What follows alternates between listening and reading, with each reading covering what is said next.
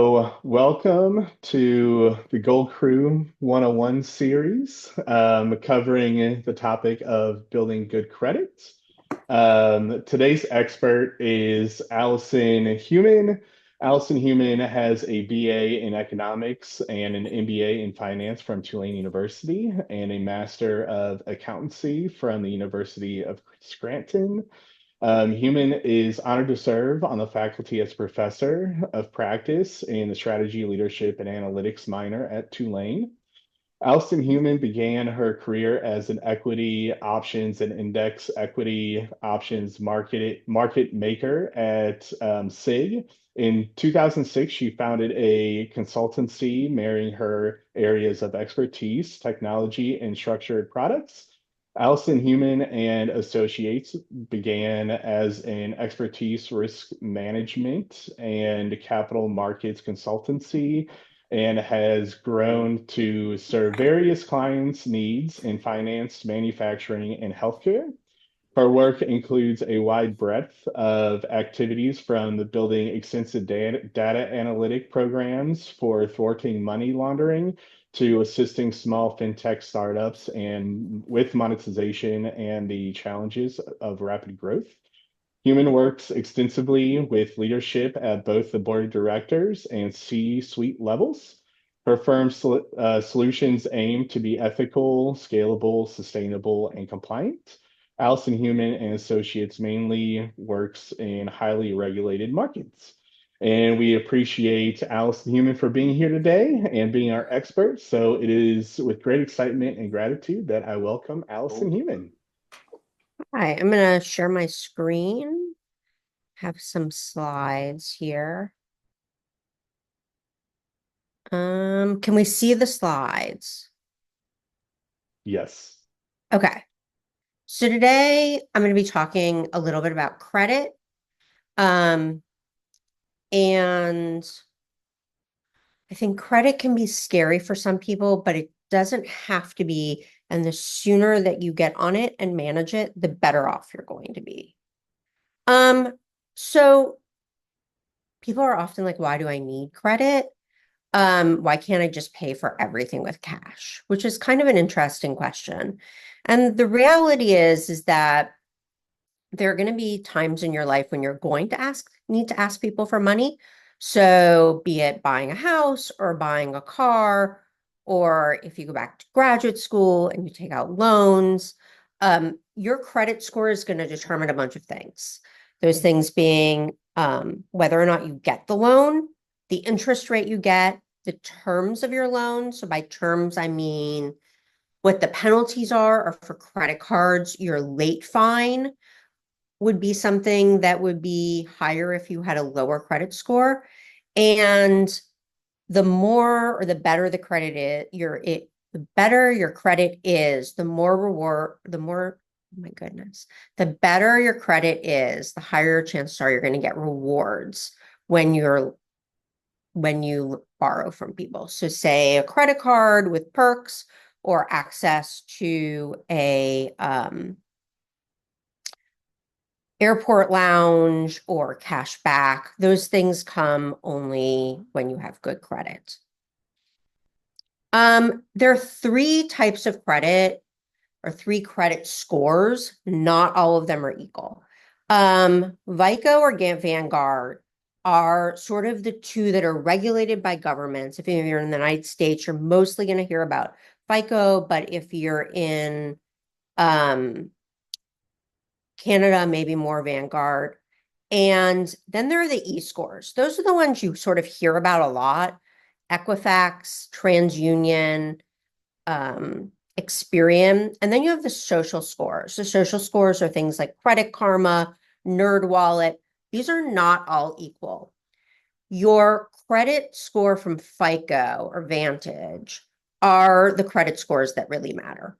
The E-scores are going to be scores that are pulled that you have more access to, but they're based off of an algorithm that's proprietary. So there isn't a lot you can do to change those scores. The social scores are mostly business to business enterprises like a NerdWallet, which gets you to sign up in exchange for promoting a credit card for you. So they're taking your information in exchange for offering you a service. So let's talk a little bit about your FICO score, because this is the one that you sort of can control. So your FICO score is going to be between 350 and 850. A great credit score is probably 700, 750 or higher. So they're looking at a few things. One is the amount of money that you owe. It's the amount of money that you owe in relation to how much money you make. So typically, they would like to see that your rent is less than a third of your monthly income. So you can imagine if you live somewhere like New York City or Los Angeles, that might be hard. Those things are sort of taken into account. Your payment history. So what they want to know is how many bills do you pay on time? How often are you late? Have you ever missed a payment? And how much are you paying when you're paying? So if you're paying your credit card, are you paying the full amount or are you paying a partial amount? Your new credit is any credit that you've opened up since the last time that FICO has assessed you. So let's say you go into Sephora or you go into,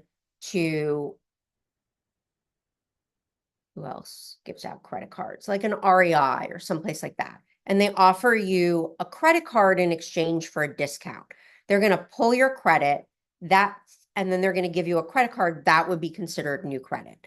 Another thing would be like you go to a car dealership and you take out an auto loan, that would be new credit. The length of your credit history is important. The longer they're collecting data on you and the better you are at managing your money, the better your credit score is going to be. So at the beginning, it can be a little bit frustrating if you're trying to build credit because it's not necessarily that you can instantaneously get to an 850. That takes time.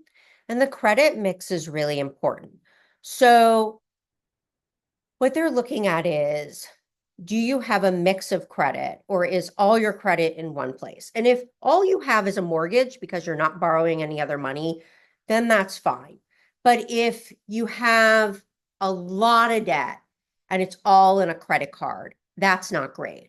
What they're looking to see is, does your credit mix make sense? So possibly like a mix of student loans, a mix of a little bit of credit card, and a mix of maybe an auto loan would be better than only having a large credit card balance. So these are the things you can work on. We know in your FICO score exactly what is being rated. So that's the best thing about the FICO score. Whoops, is not letting me move to the next slide. So let me say this. The one time you really need a FICO score or that your FICO score will be pulled is when you're buying a home. If you go to buy a really expensive car, they will also pull your FICO score, but it costs money to pull your FICO score. So typically, the reason that they're pulling it is to buy a home. It's also the one time that you don't really need a credit score because they're going to ask for everything. They're going to ask for your access to your bank accounts and your pay stubs and your retirement accounts, everything like that. So the one time that you really need it is the one time they're going to be digging into it. But there are a lot of people who are checking your credit that you may or may not be familiar with. So banks, this makes sense, right? If you go to a bank and you ask for a loan or overdraft protection, they're going to look and see, how good are you with your money? Should we trust you with a loan? A credit card company, same thing. The credit card company is looking to see, do you have a history of paying off things and paying them off in time? Student loan providers, particularly if you take out plus loans, which are sort of the ones that are above and beyond what you're getting for tuition. So I know students often take out plus loans, sometimes for housing, or they'll take out plus loans if they have an extraordinarily expensive textbook. Every time that you take out a plus loan, the student loan provider is going to check your credit. They're also going to check your credit generally probably once a year. Utility companies, depending on where you live, utility companies might not set up your credit if your credit is too low.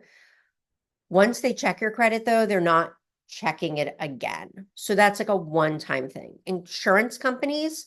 So if you go to get auto insurance, the premium that you pay might be dependent on your credit score, but that also depends on state laws.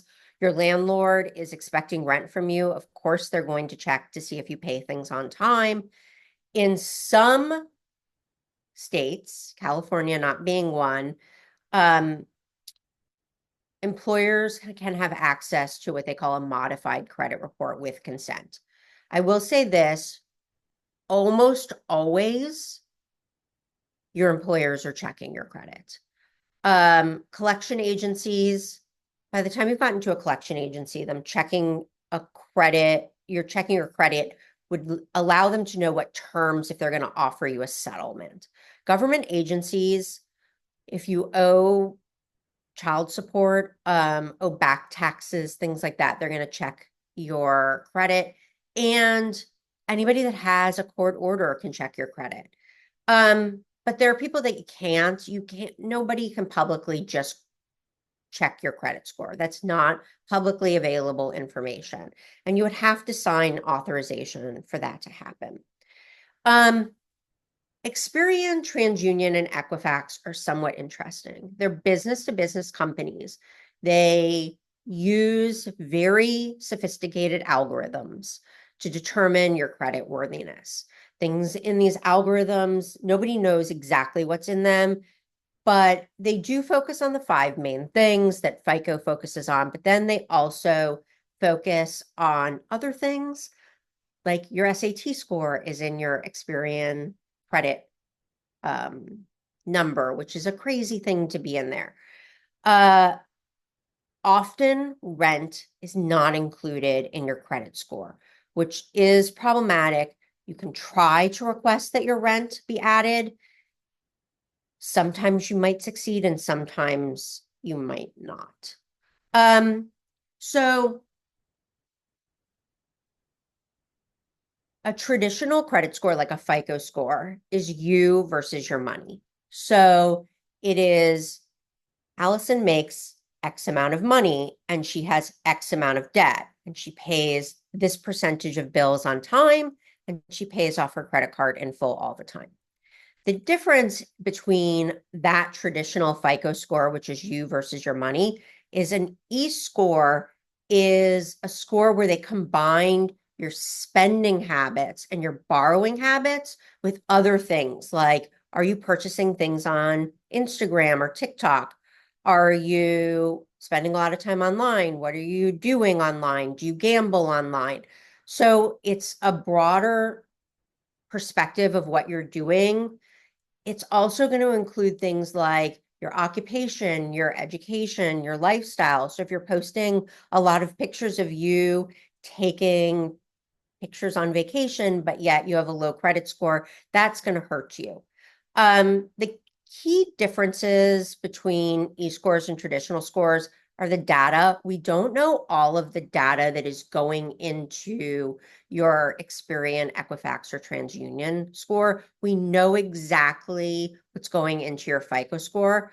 They have additional factors that you don't necessarily know, and there are a lot of biases in these algorithms because anything that's built or a database that's built or algorithms that are built with the inherent biases of the people that build them. And then when you take onto that the biases that happen online and social media, or say with a Google search, you can see how this would be a problem.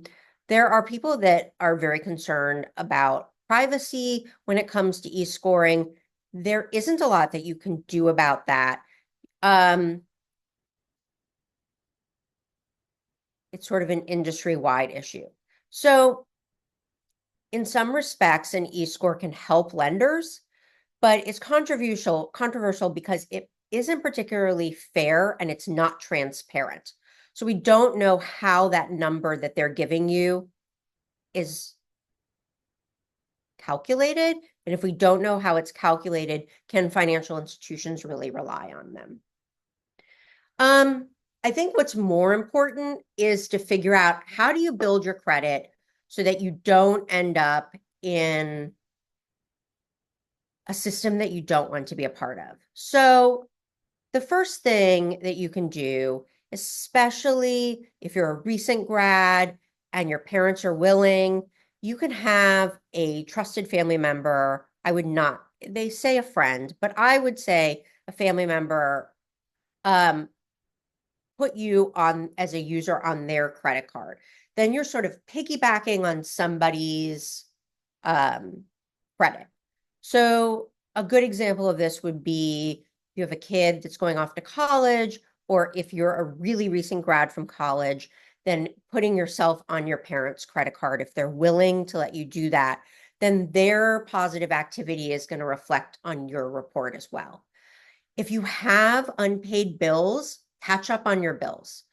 Don't spend more money before you catch up on your bills, because having the outstanding bills will really hurt your balance, your credit score quicker than you think. A secured credit card. This is a great option for people.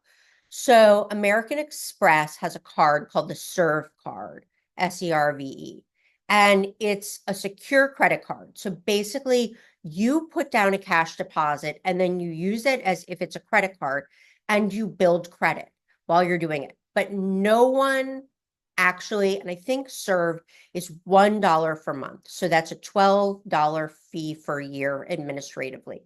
And so it doesn't offer you any rewards, but it does help you manage your money, and it helps you build credit, because you have to have the money to spend it. So you're not going to end up with an unpaid balance, and you can use it online, you can use it in the store, and it'll help you build credit with the money that you already have.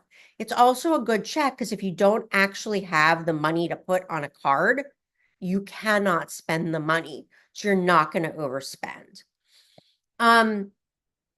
You should probably at least once a year, if not more, regularly check your credit cards and dispute anything that's wrong. A lot of credit scores are low because of inaccuracies in reports. So that's something to keep in mind. You can often get a free check with one of those things like a Credit Karma or a NerdWallet. Experian, I think, has a program for $8 a month where they'll send you your credit score every month. I don't know that you need to know it every month. Your debt and maintain a low credit utilization. So this is really important. Particularly the further that you get out from school and the more money that you're making, people are going to offer you credit cards with larger and larger balances. So there are two ways to think about this. If you have a credit card that has a $20,000 balance, and every month you're putting $5,000 on it, that is below the 30% threshold that they're looking for. If you have a $5,000 credit card and you're putting $5,000 on it every month, you're above that 30%. So it behooves you often to increase your credit limit to lower your utilization or lower your spending. Sort of have to pick one. But you do want to keep your debt the debt on your credit card to 30% of your credit limit. Using these strategies, these are sort of the tried and true strategies. They're going to strengthen and increase your credit over time. These are the social credit scores that I was talking about.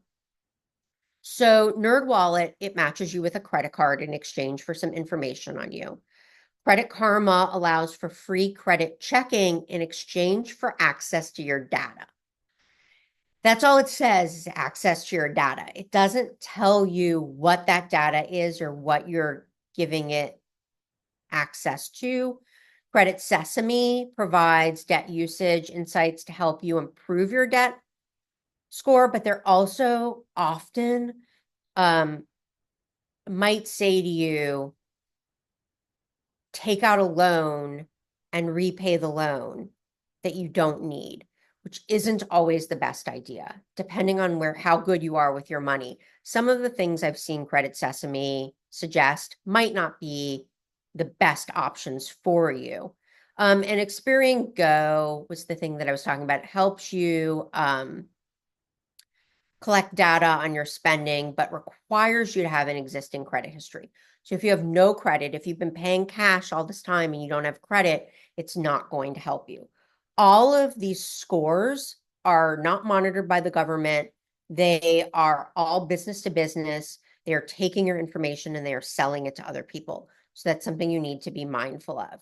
I have this very long list of things that they tell you to do. I'm going to pick out a few that I think are sort of interesting. One is use windfalls to pay for debt. So anytime you get a bonus or a gift, pay down your debt with the highest interest. Automatic billing. I don't think any of us probably have a bank that doesn't allow you to send automatic bills now. So, for example, I live in Jefferson Parish. My utility bill is always the same amount of the month. I have it set up to auto pay. And then I do something, I don't know how much my credit card is going to be, but I do know that my pest control and my alarm system and my car insurance go on that. So I automatically send that every month. That means that if something crazy were to happen, like I was in an accident or hospitalized, I would still be sending in for the amount of money that I know that I owe. It's not everything that I owe, but it's not going to be a late payment. And then I can handle things later. Handle collections. They're more than willing to negotiate with you. Don't get into a thing where you're sitting in collections for years at 26% interest. Oh, this is a very good one. Keep old accounts open. That credit card that you opened your freshman year in college that you spent too much money on and you said, I'm never going to use it again, don't close it.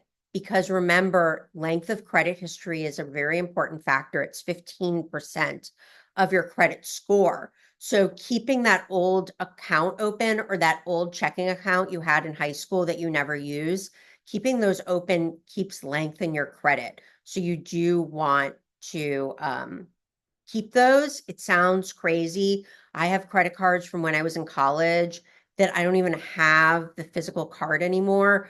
I just, right now, what I've done, because you can do this now, is set up an alert. If they're charged, anything is charged to these cards, I get a text. Or anything happens to an old bank account, I get a text, but I don't use them ever.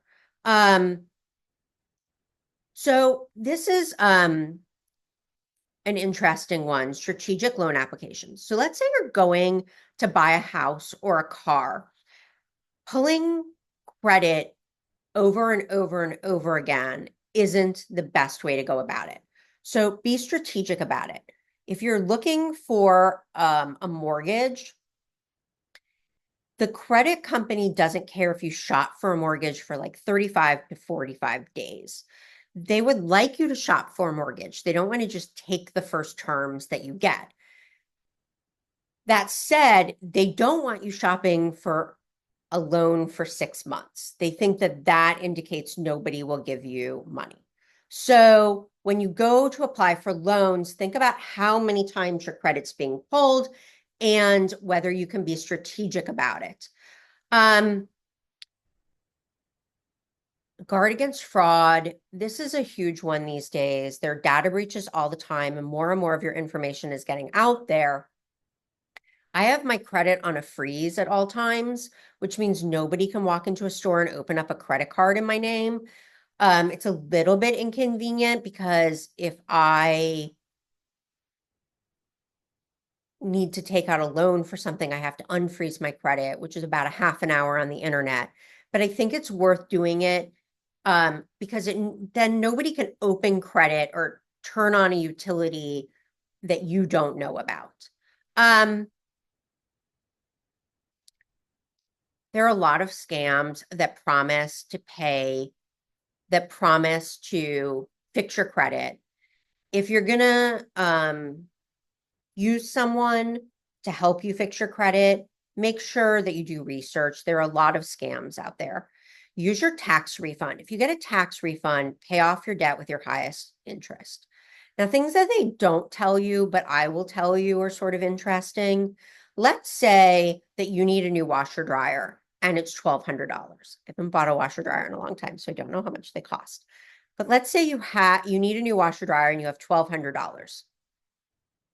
And they offer you a zero interest payment for a year. Well, you might be thinking, I should just give them the $1,200 and walk away. But that's actually an opportunity to build your credit. So you take the $1,200 and you put it in an account, and then you send, I would pay it off within 11 months. That way you're sure. You send 11 equal payments. If you send 11 equal payments, that will raise your credit score. So some of these things where they're offering you the opportunity to pay back your money that might not seem, where you're like, oh, I could just pay that. Sometimes if you're trying to build your credit, taking the credit matters. Don't do it if it's a high credit interest rate. But there are a lot of places where if you go to buy appliances, something like that, they'll offer you financing at 0%, and taking that opportunity. Here's something I would never do. Never do those things they send you where they offer you a balance transfer for 0%. You never get anything out of those. They end up being very high credit, very high interest rates, and often very, very bad terms at the end of the 0% interest. I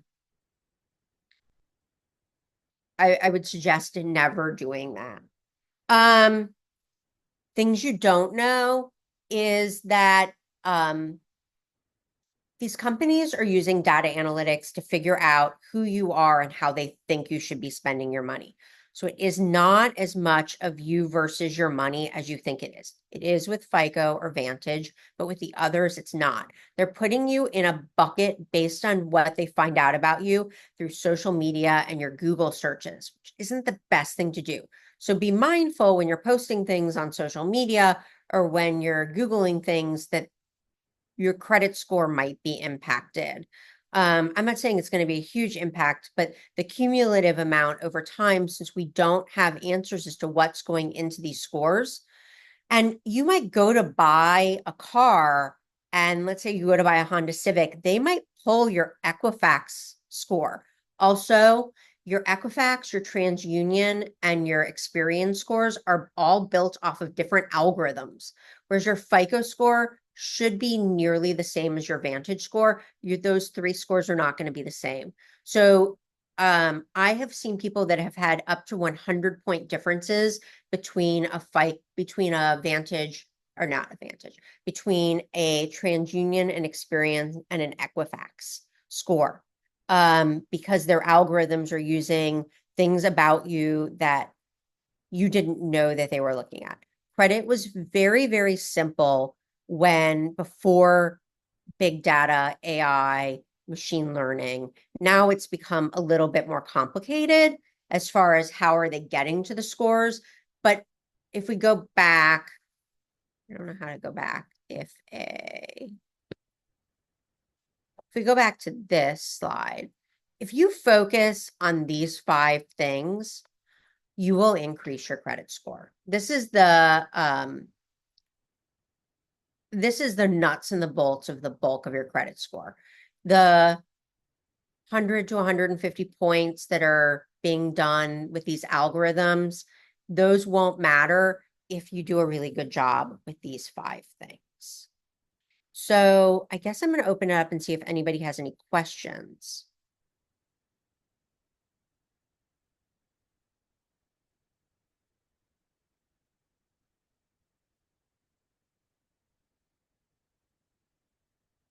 No questions?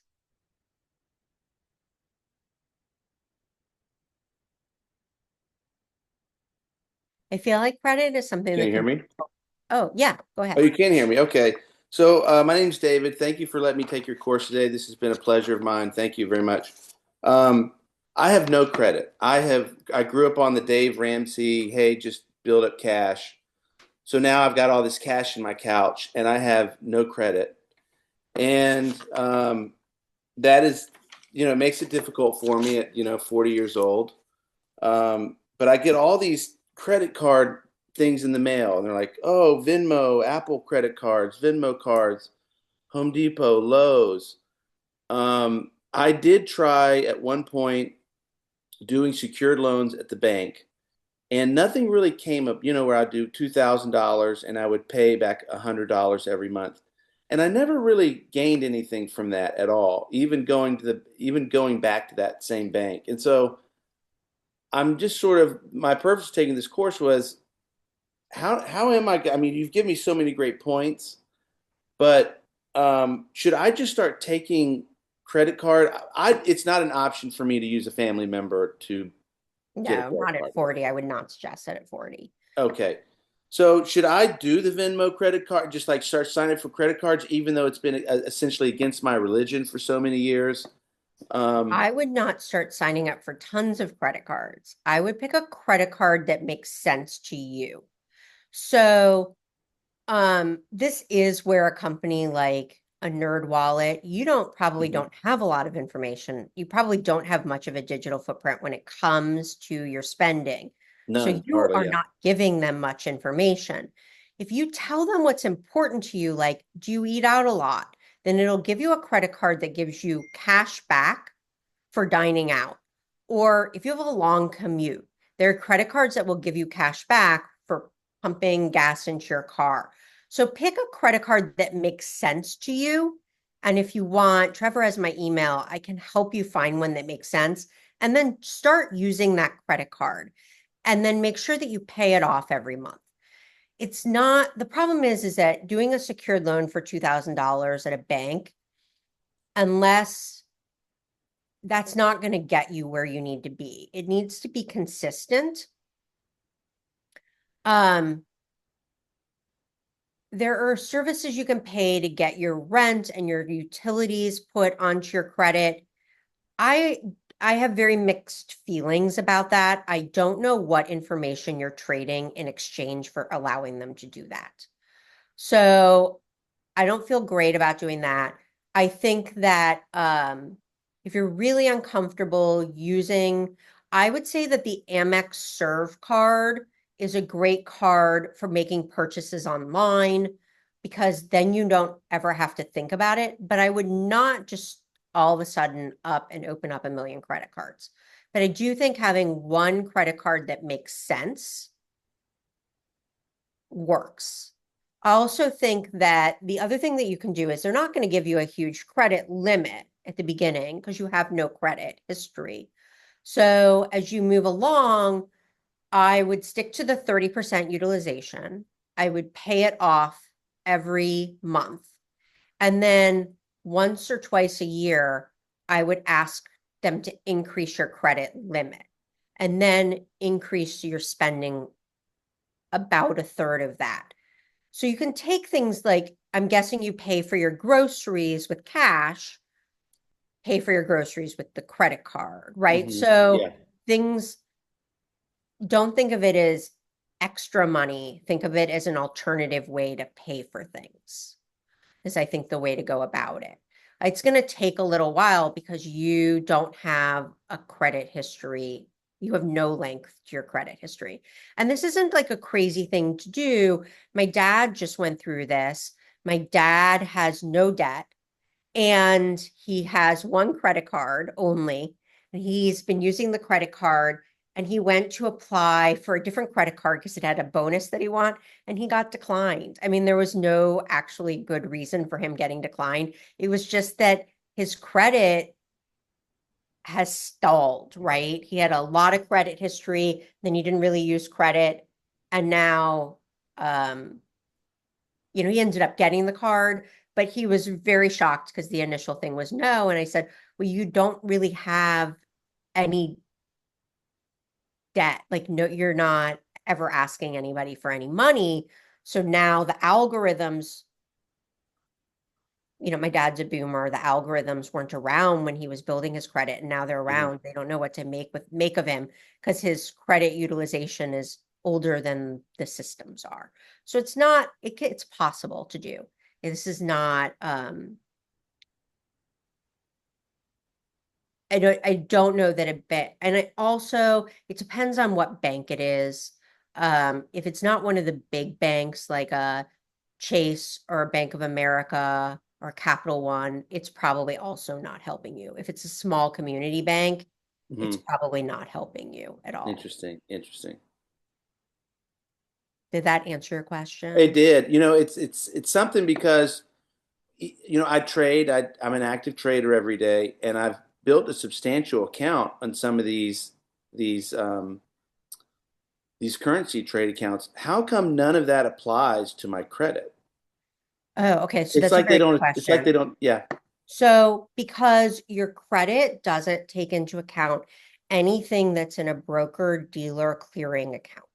Oh, I So see. all of that stuff so you need your stuff to be cleared by the FDIC or credit organization, and those are all being cleared by the DTTC. And so it's a completely separate entity. So unless that isn't actually at all included in your credit. That's okay. That's too bad. I guess that's where you're helping me. It's like, man, it's like, gosh, I could go buy this car outright, but yet I can't get credit, for the car. Yeah, the other thing is sometimes if you go in and you say, you could, instead of paying for the car outright, you can say, what if I paid for 2/3 of the car?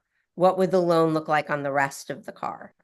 And if they give you an interest rate that right now interest rates aren't great, but if they gave you one that was less than the percentage you're making in the markets, it might be worth it to do it. I'm talking about like under like 2%. Um, that's a discussion that you have to have with, car companies, that Yeah. auto companies. But, you can, that when I went to buy my first car, I did do that. I had the money to buy the car, but said, how much money do I have to pay up front to get 0 interest on the loan?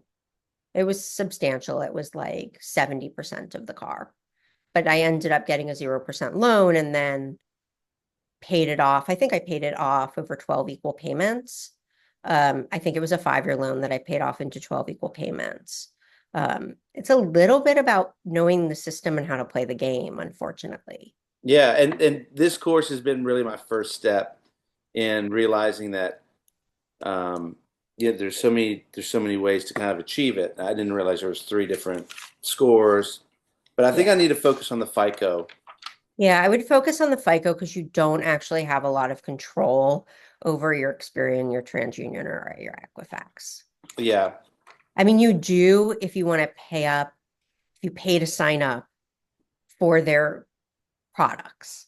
But I wouldn't suggest doing that.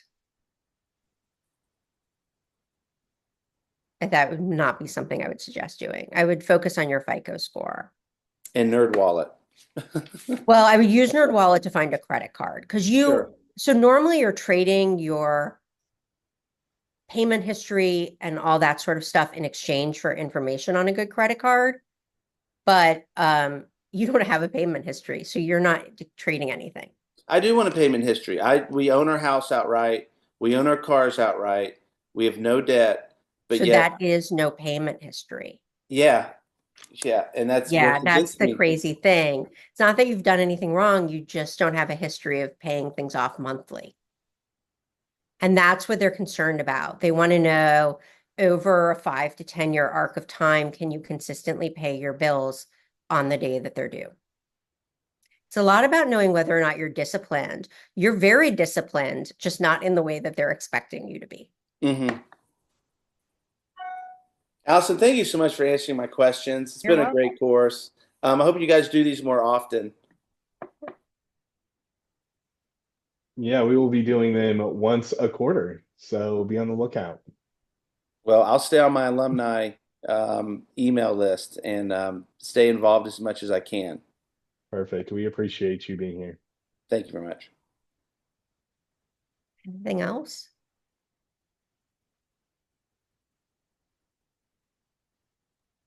Well, thank you, Allison, so much for being here and everyone who has attended our first Gold Crew Series 101 series. So I appreciate everyone being here. And Allison, thank you so much for taking the time out of your day to You're educate us welcome. on building good credit. You're welcome. So have a good rest of your day, everybody, and thank you again. Thank you.